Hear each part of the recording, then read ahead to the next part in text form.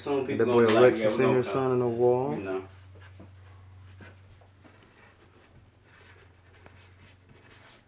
And Johnny. Sir. The wall's dope. Need a green marker next time. We got Emerson in this. Check your wide stand street. Yes. What's going on? Yeah. Go ahead, Oscar. Go help. Wait. Y'all can say no to them. They ugly as hell anyway. Oh, hi. Say hi. Hi. Tell us your Okay, name. Bye. Wow. Yeah. Hey.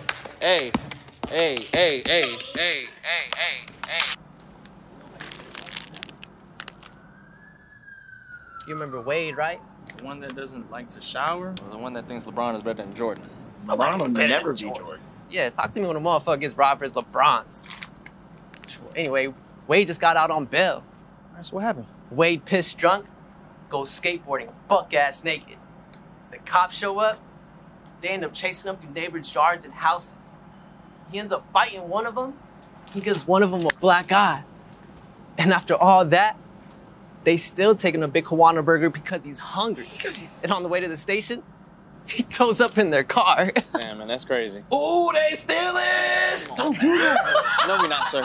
He's just playing. That ain't cool. Why you always playing like that, Saint? You eat all of that? Man, can I live? Just let me live! You know what? We take our snacks, man. Yeah, but no one y'all owe me from last time anyway. Yeah. Oh my God, I got money. Got your bag. Come on, Ray. Hurry up. Hurry up. Hurry up. Yeah, we out here, we litty. We got all the snacks out here. What's up with it? We about to pull up to the cookout. Say what's up, Ray. Hey, we litty! We got all the shit. Hey, fellas.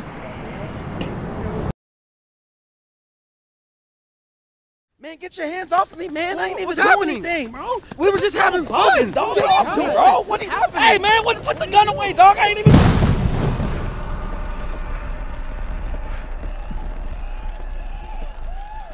Okay. So Kevin, I assume your favorite actor is Will? Yeah. What's name? He was the reason why I started acting. Okay, yeah. He was the first person I saw, and then of course you pick Davis? up more people. No, not Tommy Davidson. I love Tommy Davidson. No, I love Tommy Davidson. No, I'm messing with you. No, I met you look Tommy like Tommy 2 Davidson. years ago. Absolutely. You know what? I used to get Dave Chappelle back in high school. We recorded that? Yeah. I used to get Dave Chappelle back in high school. I love Tommy Davidson. Tommy Davidson is a beast, though. Shout outs to him, man. Definitely. Let's get to it. Welcome to the What's in My Bag podcast. It is me, your host, Louis B. I am joined by some friends. Kevin, man, I ain't seen you in a long time in What's in My Bag. What's going on with your boy? Look, what up, fellas? How you doing, ladies? What's up? Oh, man, we doing something a little different today. I'm going to let my first-time offenders, I do call my first-time guests that, don't feel no way to it. It's just how we do it in here. I let them introduce themselves in the best way that they know how, so I think I'm going to start with the guy that reached out to me. Me! What's going on, y'all? I'm Alexis Silvestre. I'm an actor, producer, actor first, produce on my own separately. That's me, man. I mean... The boy got them titles. All right. My name is Johnny Kirk. I'm a writer, director, and a lot of times producer. Overall filmmaker. I like it, man. I like it a Damn, lot. Boy. Episode 180 of the What's in My Bag podcast. I know y'all are used to seeing Kev on Blastic, where we be reviewing all of the black classics in film and television, but I wanted to switch it up this time and keep this as What's in My Bag, because this is honestly what I've been waiting for. I've been waiting for, not to be funny, but people that don't do music. Hey! So tired of y'all niggas. 106 and Pod can definitely have Hey, we love everyone, music, each and everyone in here. So I'm so happy to have you, Alexis. I'm so happy to have you, Johnny. Thank y'all for being here for episode 180. Kev, thank you for bringing them here, man. Oh, definitely. I gotta bring some of my film Hey, people. kind of get that. The pillow? No, the seat cover. Kind of make sure you know. Y'all ain't see that. Hold on. You don't see that. The sofa. Granddaddy shit. But yes, man. I wanted to do something different, and Kev hit me up. He was like, "Yo, I got some guys that want to come in, and they want to, they really want to promote this short film that they have." And at first, I was like, okay, you know what I'm saying, okay, because I ain't gonna lie to you, I'm gonna be real frank, Let us hear it. I live in Atlanta, so I think that the standard, honestly, Kevin, you can help me out. Even though this is Black Hollywood, when you're coming in like the independent lane, when you hear short film, you kind of go, this nigga selling dope, making music. It's like, oh man, damn it. So I was a little apprehensive, but at the same time, like I said, I was excited to get somebody in here that's not a musician. So they sent me the film. And when they sent me the film, this film is called The Fourth, and we'll kind of get into it. We'll kind of talk to them about it in a little bit, but just my initial reaction when I saw this, when I opened the link and I'm just watching it, I'm like, wow, this is quality shit. Like, this is quality. That's what I look for more than anything else. How is the quality? Because if the quality is right, that's automatically going to draw me to it. So I'm looking, I'm like, man, like, these niggas using some 4K, 8K. Okay. Is this IMAX? Like, what's going on? Can't nobody get the IMAX cameras but Christopher Nolan. You know what I'm saying? Right. So I'm like, wow, this is really dope. And then I'm actually watching it, processing the content, and I'm like, okay, wow, familiar, very familiar, and definitely toggled on some strings. And then you get to the end and you're like, man, what the fuck? This is different. What the hell? When you text me when you watched it and said it's dope, I'm like, alright, it's probably good. And then when I watched it, I was like, say what? Shit, this is dope. Like, I gotta give you props on that one. Let's get into it, man. Let's get into it, man. So I guess, kind of one by one, kind of tell me a little bit about yourselves. Yeah, man. So again, I'm Alexis Silvestre. I'm Puerto Rican and Dominican. Probably wouldn't have guessed that. I'm very ambiguous, as they like to call me. I'm an actor first, producer second. I've been acting now for about 8 years now, professionally, technically. Okay. My career definitely started out here. Nice. I started out here in Atlanta. I did background work for about a couple months, 2-3 months. I quickly learned I didn't want to be in the background. I was like, nah. You did it quicker than I did. Yeah. See, I was like, no.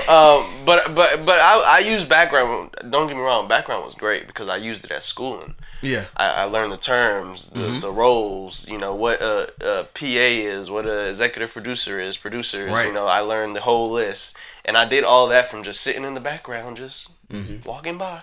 Right. You know what I'm saying? That's what you have to do. You have to be a student if you're really trying to go far in this shit. Yeah. So I met some people that told me, yo, if you want to take this serious, can't be in the background. Cut that shit. Yeah. Cut it. So immediately, day after I heard that, no more background work. And at the time, this was my money maker at the time. I was doing background work 5 days a week.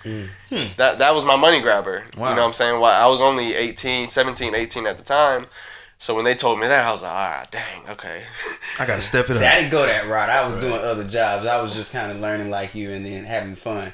Yeah. But then, yeah. So with that being said, though, man, I had my trials and tribulations as far as like finding an agent, and I got scammed a couple times, having me put up money to do XYZ, and I'm like, not really knowing much, I was just kind of like, okay, cool. Yeah. Finally, I landed somebody good who actually got me out there, got me a couple auditions.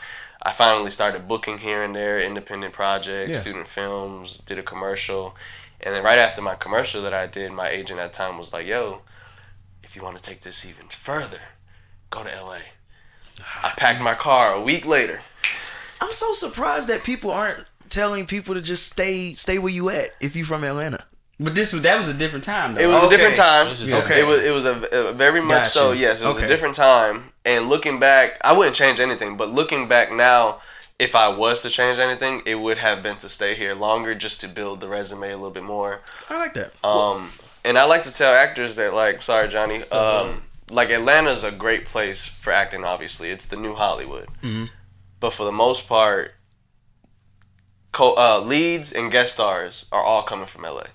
and they just traveling them here to work. Right. Yeah. Okay. Day players, co-stars. Okay, I got you. Day player, co-stars, local hires. Yeah. You know what I'm saying? Because they have to somehow save money. Right. They gotta. Those are your Atlanta actors. Right. Gotcha. And me, for my career, where I want to take my career, where I'm heading to, is lead, guest star roles. You know what I'm saying? Yeah. So moving to LA was the best thing that I could have done personally. Whew, that rent.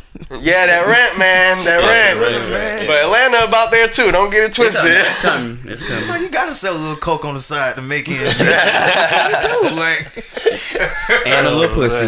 Anyway, Johnny, tell me a little bit about yourself, man. Oh man, I'm really bad about talking about myself, but we'll try. We'll try. So, but of course, my name is Johnny Kirk. I am a writer director. I started out acting or trying to act and everything like that. But I'm a big old nerd, so like when they had me like trying to go for these roles, they had me as thug number 1 and everything. I was like, I was a little slimmer and everything like that. I was like, 3. I don't look like a thug. I don't like, you know, like, and they're like, I'm doing stuff like what is that? Malibu Most Wanted. I will He's a Terry Crews.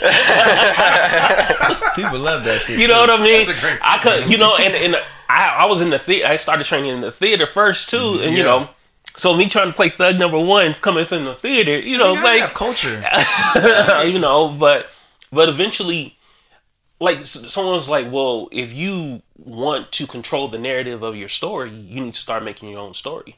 So when I was in college, I just went to, you know, like little film schools, take a cut classes, start making stuff. You taking their equipment, renting their equipment, or, you know, renting was just borrowing. You know, you're not paying for it. But their equipment, start making projects around town, making with friends and stuff like that. Dope. And then I just started, you know, just writing different stories that I wanted to tell and everything like that. I like it. But I mean, I just did little small stories. And then I started I got into the script writing, and then that's what became my major, like the script writing. Yeah. So just nailed into structure, format. So I end up just ghost writing people's scripts, or I had some people right now, they send me a script and like, can you fix it up? And I'm fixing it up. And they're like, it's gonna look different. I'm gonna keep your words, but this is not gonna look the same. Right. You're gonna actually, you know, because they submit into different things. It's gonna look different. We're gonna fix it up. Yeah. So I fix, you know, fixing it up, stuff like that. And that's what I've been doing. But on the side, I take my time in doing my projects. Right now, this is like my 4th short project that I've submitted out. Why it's called the I was just about to say. No, that's part of the reason. Yeah, yeah. But it's my 4th project that I submitted out, that has gone out to like, hey, and this is in the public eye. This is going to the festival cycles and stuff like that and everything like that. So, and then also, you know, sitting on like a couple like features and everything like that. Yeah. So, but yeah, so I mean that's my thing. How much you don't know how to talk about yourself, man? I need to know. I definitely got to go back and look at his your filmography after watching this movie. But we definitely want to get into the movie now. Right. Again, no spoilers, but we were just so enthralled with the movie itself. So we definitely want to ask you about the making of the movie. So how long had you sat on this idea for this movie? No spoilers. I sat on it for a while. Like I initially, because I don't know, I'm trying to do my Dr. Dre shit, but without being Dr. Dre status. Right. Right. So I'm like, when I write, I'm going to write deep. And so I wrote the pages, and I was like, all right, I want to go back out because I haven't filmed in a while. And I was like, okay, I want to test myself as a writer and a director. And so I started writing it, and I was like, I'm going to just do a little teaser. And this is what the climate is. And I think we did this in like 2019, and I was like, okay, I'm gonna write this, and then I sent it to a couple of my buddies, you know, and you know, it's just different people who were coming up at that time. And I sent the script, and they're like, "Oh, we seen this." One is like, at the time it was Kerry Williams. I had ran into him. He just did a thing called Emergency, which is similar to ours. Okay. One of the Green brothers, the one who directed. We seen this. Is like. Yeah, we seen this. Oh, okay. He did King Reacher, and I was like, well, like it ain't that though. But it's how I'm going to tell it. Yeah. And they're like, no, that's how I tell it. So I had little discouraged. I'm like, but it's good. They're like, it's a good writing, but I seen this. So I put it down, and then the summer of 2020, we had George Floyd, and I had some friends who's like, hey, you remember that script? I think you should pick that script back up. And Thank God you did. So because at that time, I had auditioned. We had auditioned people. We thought we had a budget. Yeah. We had a budget. Like I had someone who was like, "Oh, we got $25K. We got it. So we gonna take care of it." Well, that answers your question, right? Why? He said he thought he had it. No, we thought he had it. Yeah. We thought he had it. Oh, He was like, "We got $25K," but he kept stringing us along. And that's another reason why I put the script down, because it was like this little simple story that I had all these people. At that time, I had interviewed Alexis, auditioned Alexis, and we were like, all right, we're going to put you on the list. You know what I mean? And then, call. And then, again, we'll give you, they called him like, because he, so, but at that time, they was the George Floyd, and I was like, all right, let me pick this back up. And then since I was like, all right, since everybody's saying like they need something different, let me add this little thing. So I went back in, add this little thing, and then I started going back in and adding little sayings and stuff to trigger my ending. Yeah. So if you watch it multiple times, you'll see little things that they're talking about and little things that happen and everything like that. It's like, oh shit. Yeah. Yeah. And then that's what we got to start. And then it took us a while. We had the I found my local store that I frequent. They let us shoot there. They're the like relationships that you right. The relationships that we had. I hit up Alexis. I'm like, Alexis, you want to come in for this story? And I was like, all right. I'm very particular because I'm seeing that just the deer graphics, but I need you to play one of these characters. I'm like, let you play one of these characters. Yeah. Alexis was like, all right, I'll play this character because I'm gonna be in the car. It's a much broader explanation. I'm gonna be in the car. All right. Right. So he got on the roll and everything like that, and then we just went, and I believe it or not, with the friends I had, we had cast my lead. Yeah. And I was like, all right. You even had one of the kids, one of the guys from Black Lightning. He's like, I love the script. Nice. Coming. What was his name? As Christopher Emmanuel. Okay. Christopher Emmanuel. Nice. He looks like a little kid and everything like that. But I was adamant, especially with having Alexis and everything like that. I was like, all right, we can have Latinos, we can have Afro Latinos and stuff like that. Yeah. But I was like, I need to have a black lead for this, just because it's just the narrative, and we are the main ones getting shot and everything like that. Yeah. I need to have a black lead, and Alexis was like, I got somebody. But he was sending me all these light-skinned folks. What the fuck is this, man? I'm like, bro, no. I'm like, to be fair, that's not how it happened. That's not how it happened. I was like, do you know any dark-skinned folks? I need them midnight dark. No. But I was like, no, I just need them a darker hue. Yeah. And everything like that. And we end up. He's like, I got my boy KD. So we end up. Which, by the way, I brought KD and Leon from the get-go. Right. You know what I'm saying? Those were actually the first two I brought to you. You probably don't remember, but those are the first two I brought to you. I was like, yo, cast them. Because when I read the script, I was part of this script for like a good 6-7 months before we actually shot it, or something like even longer, probably, right? Probably. Yeah. I'm like, hey, just believe in me. Just bear with me. We're gonna get it done. But when I first read the script, I was just like, wow, how's he gonna do this? Like that was going on in my head. I was like, how is he gonna do this? And then as I read the script, I was just kind of like, okay, I see it. Just how is he gonna do it? And then when he was telling me he was looking for more actors, I was like, yo, KD and Lee, like those are my boys. Like they my brothers. So I felt like if he was to cast them, the script would have been just more impactful because I already know them. There wasn't, I wouldn't have to have built a chemistry or a repertoire with them or anything like that. It would have just been natural because I knew them already. Right. And so he wasn't trying to give them the time of day at first. Because he sent me these headshots. They look goofy. Yo. And I'm like, the goofy can't cast them as this. You know what I mean? I think KD had this goofy smile, like. Because he is a very comical person. Right. But you know him. But the picture they sent me, and then Lee had this he had the picture he sent me. He had this flat top this high. Yeah. And I'm like, that's that was a Kid and Play. I remember Kid that. and Play day. I was like, yeah. I'm like, we what can't have Kid and we gonna have Kid and Play. He not Kid and Play. And then I was like, all right, but by that time when he sent me that, and then I ended up having Christopher, and we were sitting with Christopher. Christopher's like, all right, I'm coming down. I'm like, all right, cool. You know, like recommend. And our friend's like, you don't have to audition, and his audition is Black Light. And I'm like, me, I still want to make sure you ready for my role. Right. So I was talking to him, but I didn't get to audition him. And I was like, all right. Because I know some people will act a certain way, but when they get on set, they don't know how to, you know, it's how the direction. And you know, me working with them. And we the week of, we have him there. He's coming. And he's like calling from North Carolina where he's on set from Black Light and everything like that. He's like, I got COVID.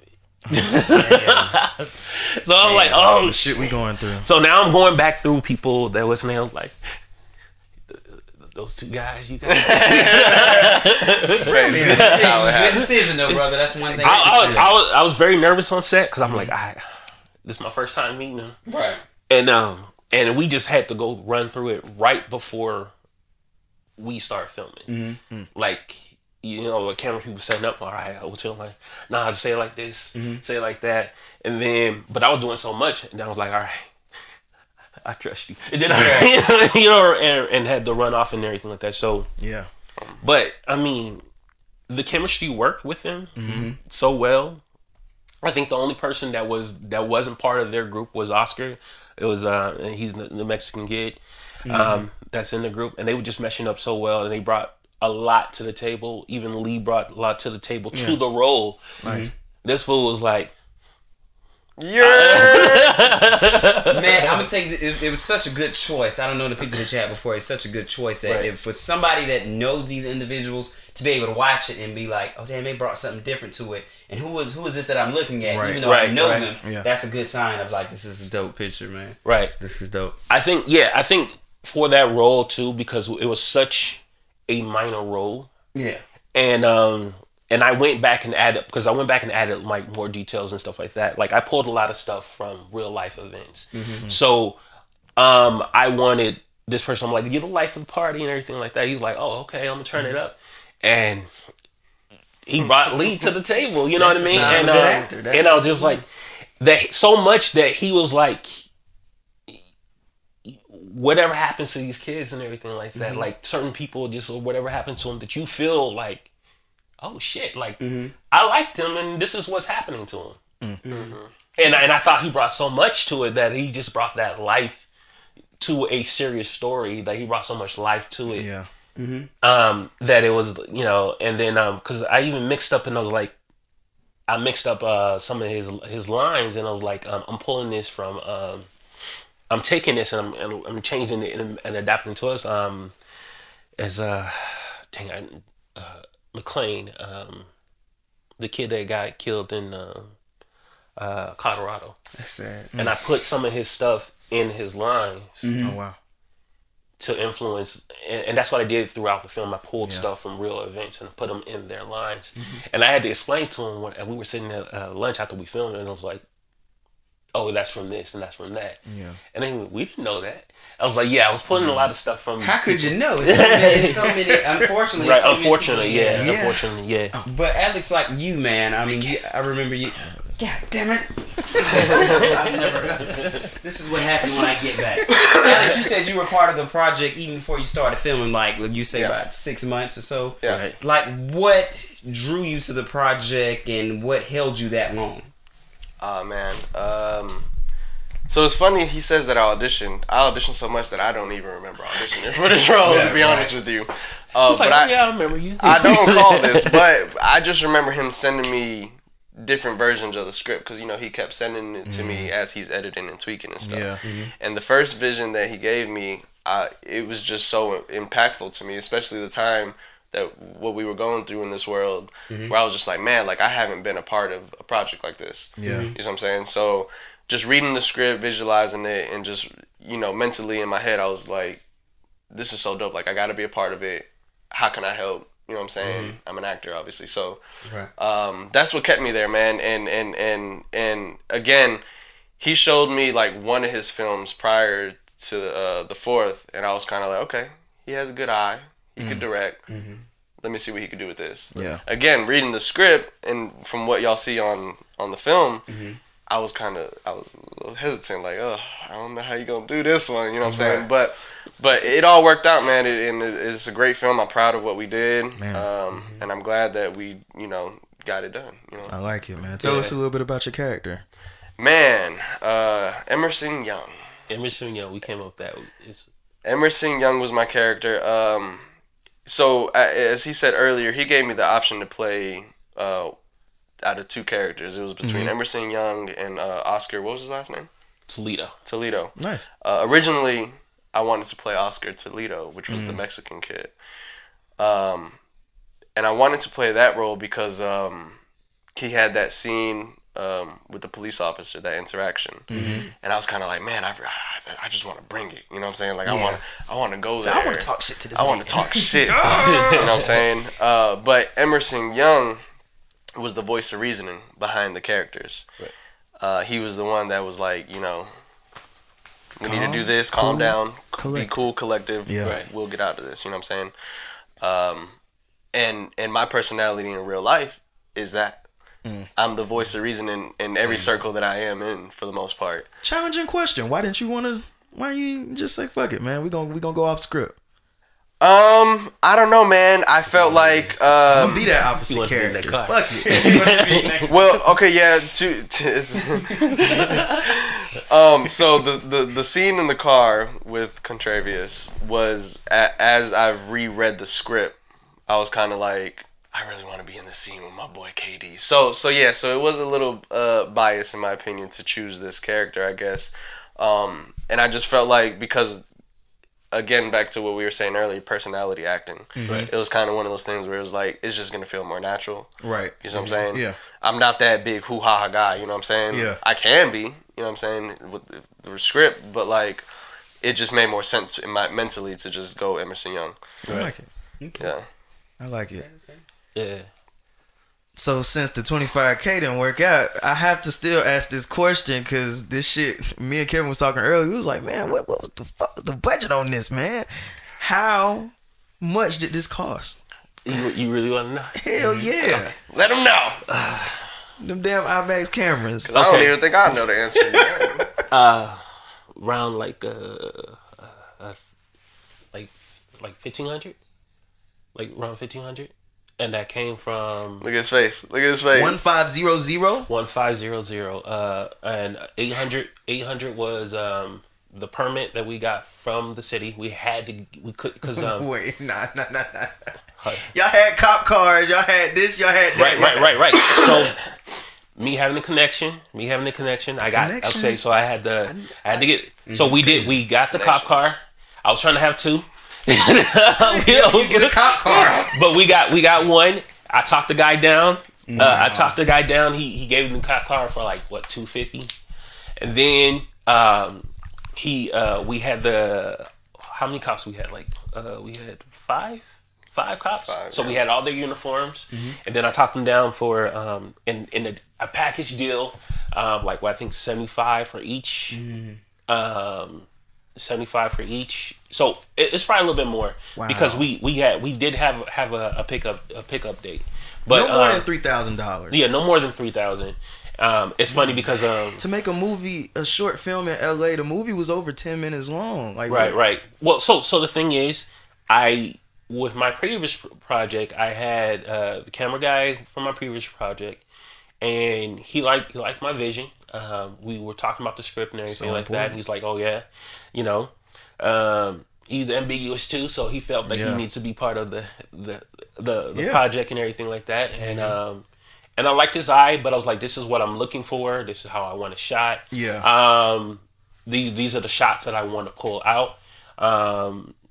So yeah, and so they had the camera. They already had the cameras. I think we put in for a rental for like because we used the Canon and we used Blackmagic, and nice. and then It's all about the lenses. Because if you can have the most expensive camera, but if you don't know how to work those lenses or have some good lenses and know someone who's know what they're doing, it can look like whatever generic stuff possible. So we make sure we had that. Had going over shot lists and everything like that. I let him take over with a shot list. I went back over, but I was like, nah, but I want this. I want the levels of how things are shot, the tones. Like when you have this shot, you were talking about. When you have certain shots, which we want certain levels of how you're seeing a person. It's who's in charge. That's what I told. When you have the camera, who's in charge of the scene? So you have those levels and everything like that. So and then the store. Like I said, like he was I know you niggas. Yeah, I know us. And I was like, all right. The biggest thing that hurt us is just making sure everybody's schedule. Like I had about 10 to 15 actors, and I had to figure out everybody's schedule with the store schedule. With the store schedule, with the crew schedule, making chart. I had charts. Oh, he can't do Friday. Producing at its finest. And you did it personally. I did it. I had a whole chart with 20 to 25 people making X's. He can't make it Friday. The store can't be there. Dang. And there's only this one person who couldn't make it Friday, and this is the lead. And I was like, dang, all right, so the next day. And then we also too just moving stuff around because like one thing is I had to schedule the permit plus the permit. Plus the permit. In our city, you have to have the permit a month and a half out. So I had to figure out their schedules a month and a half out plus the permits. Wow. I'm not doing that 2 months from now. Right. Yeah. So that was the only thing. Another thing why we kept pushing it back too. So so that's all he came up with. We worked it out because the city was trying to. I had someone helping me with the city and everything like that. They don't have too many stories, so they were like, "Oh, we need to make sure the cops are there for you. We need to make sure the fire department." I'm like, "No, we don't need that." Said it with the 800.